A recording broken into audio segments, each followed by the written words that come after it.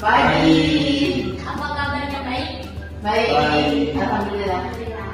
Sebelum kita mulai pembelajaran, terlebih dahulu kita berdoa bersama sesuai keyakinan masing-masing. Berdoa dimulai. Berdoa selesai.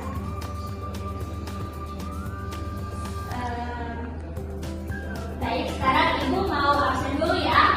Ya. Yang namanya dipanggil, angkat tangan. Melati Warmalik, hadir Ibu Umaira, Hadir Ibu. Aldiansyah. Oke, semuanya hadir ya. Iya Ibu. Sebelum kita masuk ke materi, Ibu sampaikan dulu tujuan pembelajaran kita. Yang pertama, kalian bisa mengidentifikasi hal-hal yang janggal dan mencurigakan dari berita viral. Kedua, menganalisis sumber, isi fakta atau opini dan masalah dalam setiap berita. Dan ketiga, menyampaikan hasil analisis berita melalui diskusi dan polling kelas. Nah, sebelum masuk ke materi, Ibu mau tanya dulu. Perhatikan berita yang ada di papan yang bertuliskan huruf kapital semua. Virus baru mematikan menyebar di kota kita. Dari seorang dokter anonim dan sudah dibagikan hampir 48 kali. Bu mau tanya, pertama, menurut kalian apa berita ini bisa dipercaya? Belum tentu. Betul. Apa yang membuat kamu curiga? Karena tidak disertakan gambar di buku saya. Oke. Apa yang kamu lakukan setelah membaca berita ini? Cari ulang.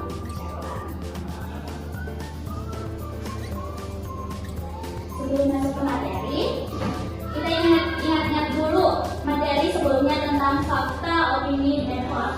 Apa di sini masih ingat fakta, opini, dan hoax?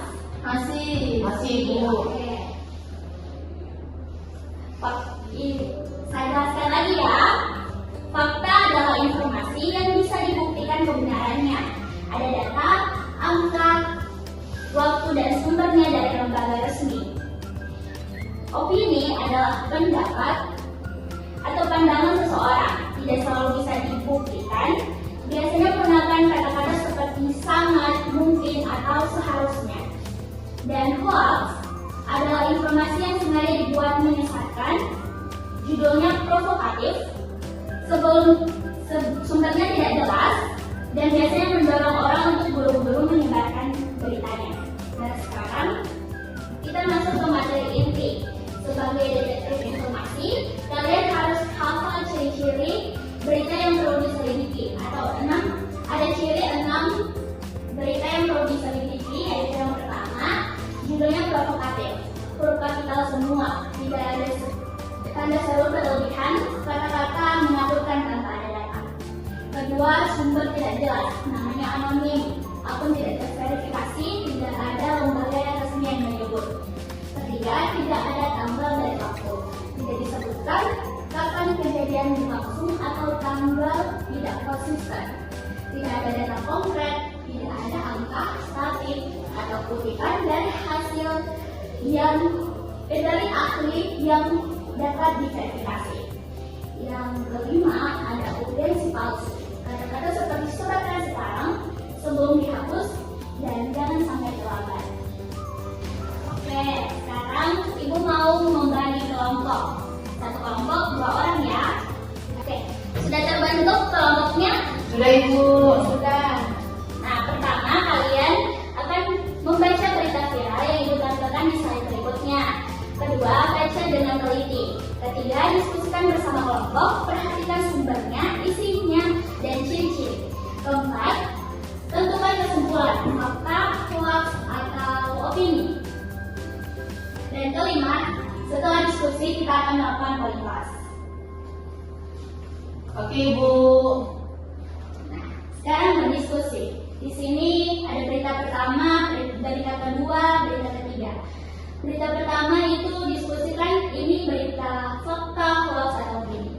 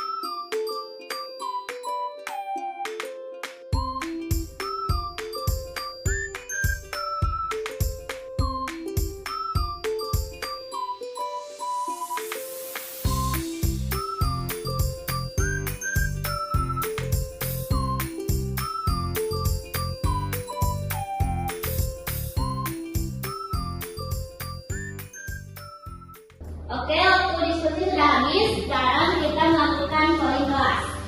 Di berita pertama, kelompok mana yang menilai berita ini hoax? Kalian, tolong. Kelompok satu. Oke. Yang menilai opini? Kelompok dua.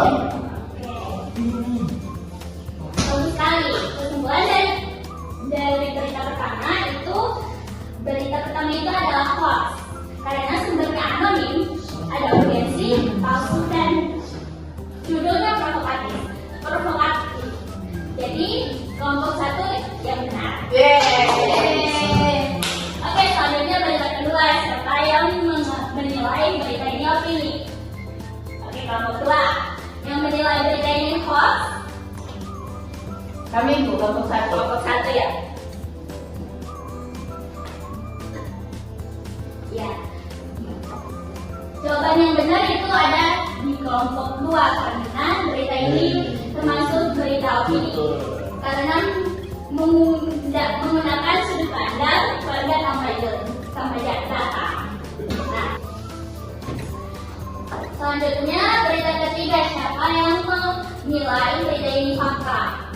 Kelompok satu Ibu. Kelompok satu yang menilai hoax. Kelompok dua. Ya, jawaban yang benar ada pada kelompok satu karena berita ini bersifat fakta karena sumbernya jelas dan berasal dari BMKG. Oke, sekarang kita masuk ke persepsi belajar.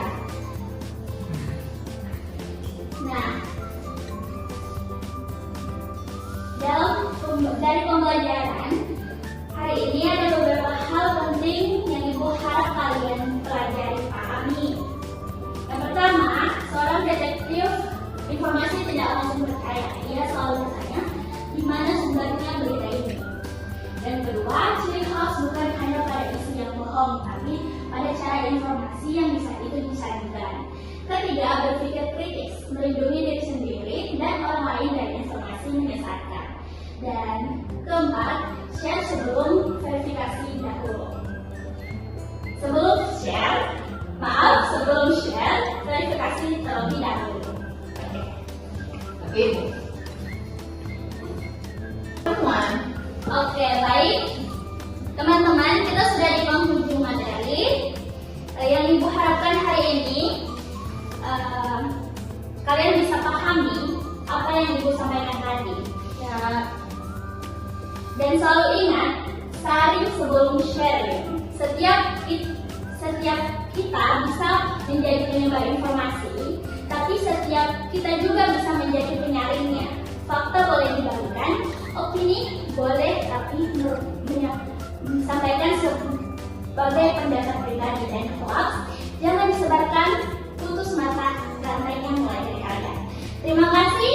Wassalamualaikum warahmatullahi wabarakatuh. Waalaikumsalam warahmatullahi wabarakatuh.